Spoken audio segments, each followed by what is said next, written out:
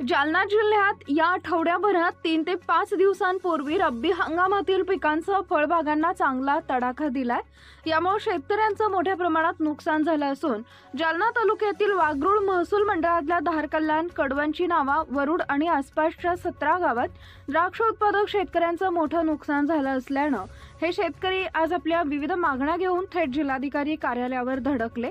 दरम्यान झालेल्या अवकाळी पावसामुळे शासनाने तात्काळ नुकसान भरपाई द्यावी, शिवाय शेतकऱ्यांनी भरलेल्या फळबागांचा विमा मंजूर करावा अशी मागणी शेतकरी बांधवांनी केली आहे। आज नावा परिसरातील सर्व शेतकऱ्यांनी तुम्ही जिल्हाधिकाऱ्यांची भेट घेतली, काय प्रमुख मागणी होती आणि कलेक्टरकडून काय आश्वासन मिळालं? आमची प्रमुख मागणी अशी होती की आता 2 दिवसापूर्वी आमच्याकडे पाऊस आणि धुक्याने द्राक्ष बागेचे खूप सारे नुकसान झाले होते। त्या संदर्भात जेव्हा आम्ही माहिती काढली तर आमच्या मंडळात वाघरळ ठिकाणी जे असलेलं प्रजन्य मापक, या मापकामध्ये 2 दिवसाचा पाऊस हा निरंक दाखवण्यात येत होता आणि विमा कंपनीकडून याचा कोणताच मोबदला की पाऊस निरंक दाखवल्यामुळं मिळत नसल्यामुळं, शेतकऱ्यांना विमा मिळत नसल्यामुळं आम्ही आज कलेक्टर साहेबांना भेटलो आणि सविस्तर त्याविषयी चर्चा केली आणि त्यांनी आम्हाला सांगितलं की प्रजन्य मापकाचा जो विषय आहे तो मी मार्गी लावण्याचा 100% प्रयत्न करतो आणि बाकीचं पाणंद असतील, सामूहिक शेततळे असेल, याच्यासाठी अनुदान असेल आणि बँकेचे काही मुद्दे होते युनियन बँकेचे, त्या संदर्भातही साहेबांनी आम्हाला सांगितलं की मी 100% प्रयत्न करतो की मला यात काय बदल केला जाईल म्हणून।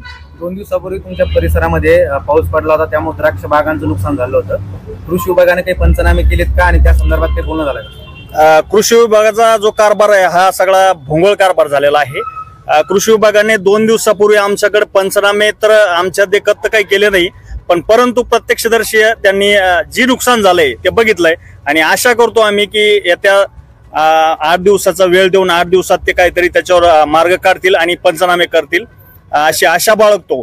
आणि त्यानंतर जर पंचनामे नाही केले किंवा शेतकऱ्यांना मोबदला नाही भेटला तर यापेक्षा दुसरा काय अजून पर्यायी मार्ग शेतकऱ्याला काय केला जाईल आणि कसं त्या संदर्भात पाऊल उचललं जाईल हे आम्ही निश्चितच ठरवू। त्या संदर्भात जिल्हाधिकाऱ्यांची काही चर्चा झाली का?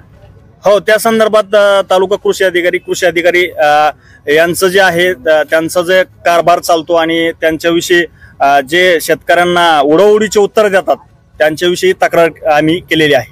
किती दिवसापासून बंद आहे, तुम्हाला कधी कळालं? पर्जन्य मापकाचा विषय असा आहे की पर्जन्य मापक बंद आहे का चालू आहे हे प्रशासन ठरवाल, ते आम्ही बंद आहे का चालू आहे हे आम्ही नाही ठरवलंय। कारण ज्या वेळेस आम्ही डाटा मागितलाय आणि पर्जन्य मापकाने 2 दिवसापूर्वी पाऊस पडला नाही असं निरंक दिलेला अहवाल, त्या अहवालाच्या अनुसार आम्ही तालुका कृषी अधिकारी यांना त्या पर्जन्य मापकाच्या थोड्याच अंतरावर असलेल्या शेतात तिथं घेऊन गेलो होतो की त्या ठिकाणी पर्जन्य मापक जर तुमचं निरंक अहवाल जर दाखवत असेल तर ह्या 1 किलोमीटर असणाऱ्या शेतात इथं नुकसान कसं झालंय हे त्यांना प्रत्यक्षदर्शी आम्ही तिथं दाखवलेलं आहे। जिल्हाधिकाऱ्यांसोबत जी चर्चा झाली त्या चर्चेवरती तुम्ही समाधानी आहात का? हो, नक्कीच साहेबांनी जी चर्चा केली त्याच्यावर नक्कीच समाधानी आहे आणि याच्या अगोदरही जिल्हाधिकारी साहेबांनी खूप सारी शेतकऱ्यांना मदत केलेली आहे आणि अशी आशा बाळगतो की साहेब 100% यावेळेसही आम्हाला मदत करतील।